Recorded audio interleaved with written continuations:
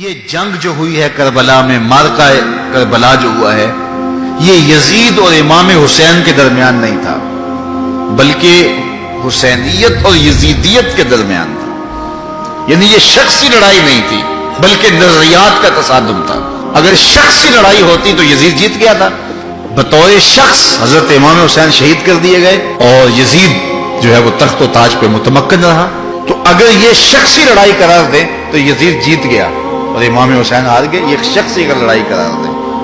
اور اگر یہ لڑائی نظریات کی قرار دیں، اور جو حقیقت میں نظریات کی لڑائی ہے، تو یزیدیت ہار گئی اور حسینیت زندہ باد ہو گئی۔ یزیدیت کا جنازہ نکل گیا۔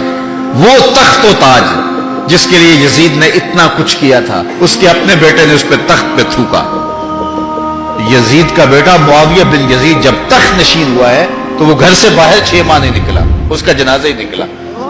تو لوگوں نے کہا آئیے نا تخت پہ بیٹھیے، کہا میں اس تخت پہ نہیں بیٹھنا چاہتا جس سے آل پیغمبر کے خون کی بو آ رہی ہے، میں نہیں اس تخت پہ بیٹھنا چاہتا۔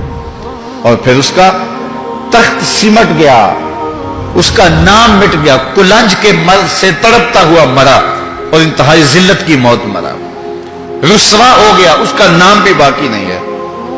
میں گزشتہ برس کربلا میں حاضر ہوا تو حضرت امام حسین کا چمکتا ہوا روضہ نور دیکھا۔ وہ لمحے بڑے دردناک تھے جب ہم کربلا میں پہنچے اور رات کا موقع تھا، تو ہمارے ڈرائیور نے کہا کہ یہ نہر فرات ہے، وہ نہر فرات جو چمکتی رہی اور جس کی لہریں اچھلتی رہیں، اور کربلا کا یہ مقدس قافلہ پیاسا رہا۔ تو عجیب قلب کے اندر کیفیات کا ایک جہان تھا۔ یہ تو امام حسین کا روضہ ہے نا، لیکن یزید کا نشان نہیں ملا۔ میں نے تاریخ کی کتب میں ڈھونڈا کہ یزید کی قبر کہاں ہے، تو مجھے تاریخ نے بتایا مزبلہ دمشق، دمشق کے اندر کوئی جگہ ہے جہاں لوگ کوڑا پھینکتے ہیں، تو اس کوڑے کے نیچے کہیں یزید کی قبر ہے۔ نشان بھی نہیں ہے کہاں ہے، لیکن اتنا پتا ہے اس روڑی کے نیچے یزید کی قبر ہے۔ یزید کی قبر مزبلہ دمشق میں، اور امام حسین کا قبضہ آج بھی کربلا پہ۔ تو یزید کا نام مٹ گیا، اس کا تشخص مٹ گیا، امام حسین کا نام بھی باقی، آپ کا ذکر کی باقی، اور آپ کے تذکروں کی خوشبو بھی باقی۔ تو یہ شخصی لڑائی نہیں تھی۔ میں نے اس دن عرض کیا تھا کہ طلحہ بن عدی بن حاتم نے 30,000 لوگ پشت پہ کھڑے ہونے کی بات کی تھی، لیکن امام نے اس پیشکش کو ٹھکرا دیا تھا، اس لیے کہ آپ حق اور باطل کی راہیں اجالنا چاہتے تھے، اور وہ انہوں نے اجال لی۔ حضرت امام حسین کی شہادت کے بعد بھی یہ جنگیں جاری رہیں۔ مالک اشتر کی قیادت میں مختار سقفی کی فوجیں ابن زیاد کی فوجوں کے مقابلے میں فرات کے کنارے لڑ رہی تھی۔ اللہ تعالیٰ نے فتح دے دی، ابن زیاد نے گھوڑے کو ایڑ لگائی اور میدان چھوڑ کے بھاگ گیا، باقی جو بھی قابو آتا اس کو پکڑ کے قتل کر دیا جاتا۔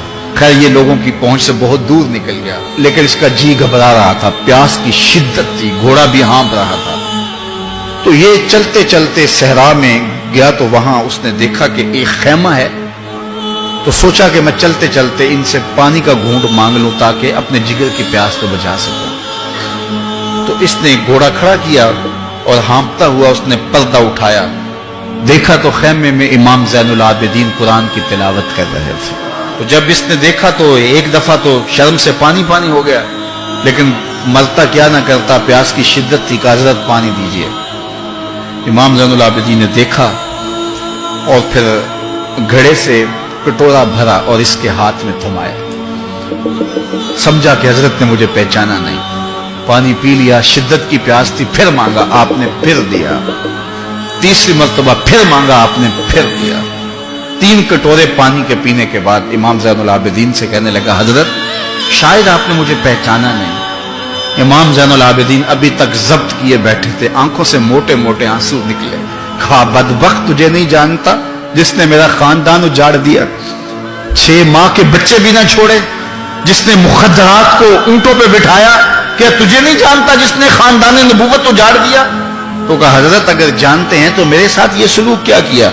کہا ایک دن ہم مہمان بن کے تمہارے گھر آئے تھے، جو تم نے کیا وہ تمہارے خاندان کی ریت تھی، آج مہمان بن کے ہمارے دروازے پہ تم کھڑے ہو، جو ہم کر رہے ہیں ہمارے خاندان کی ریت۔